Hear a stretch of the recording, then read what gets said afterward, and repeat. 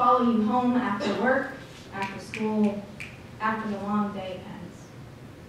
He doesn't have claws or sharp teeth, but a fucked up God complex and a boner. He's a shareholder in the power you keep locked away in storage so it's far away, but it's safe. Little man finds where you hide your spare key and lets himself in when he gets lonely or tired or sad. He hides behind doors and traces the footsteps to your bed. He runs his fingers over your skin while you sleep and leaves bruises behind. He says you're his favorite student. You do amazing work, but it would make him happy if you'd show a little more light. He finds your number and spams your phone at 3 a.m., giving you reasons why you should date him. He makes promises he intends to keep only if you accept his gifts, his unwanted attention, his inappropriate love. He lives down the hall, works at your school, calls himself your friend. Little man says he loves me, says he'd never do anything to hurt me, then rapes me in my bed.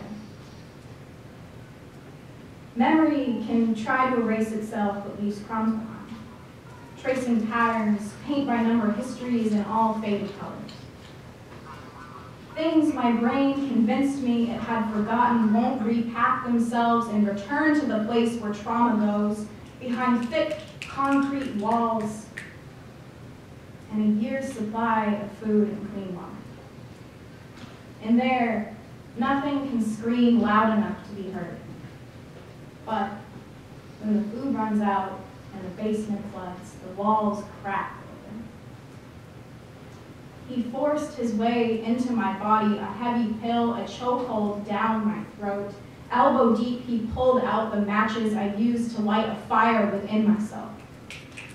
I don't want to remember what he said when he touched me, or how his hands felt like sandpaper on tissue paper skin. Like chewing gum, he stayed there for 10 years. But when it comes to this, that myth is true.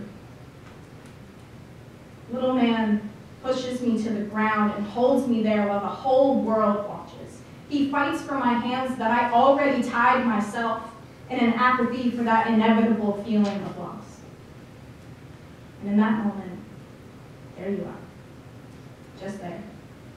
No thinking, no feeling, just there.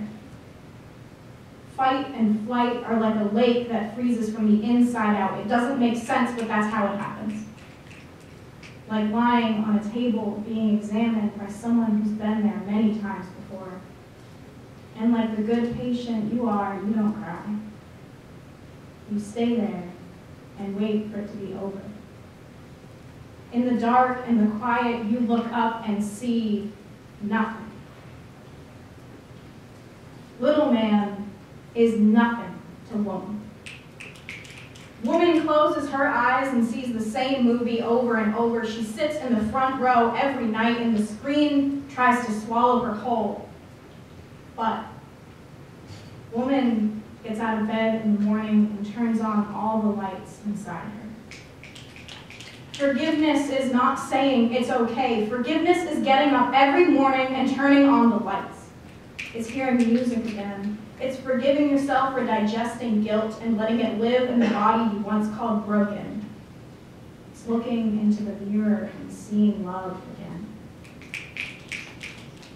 I forgive you.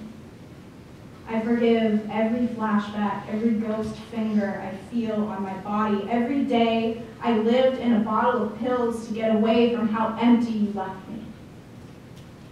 And I forgive myself. I threw out that mattress. I caught fire and let the scarred parts fall away. I uncovered the mirrors to see love again. I forgive myself every day I turn on the lights. I forgive myself.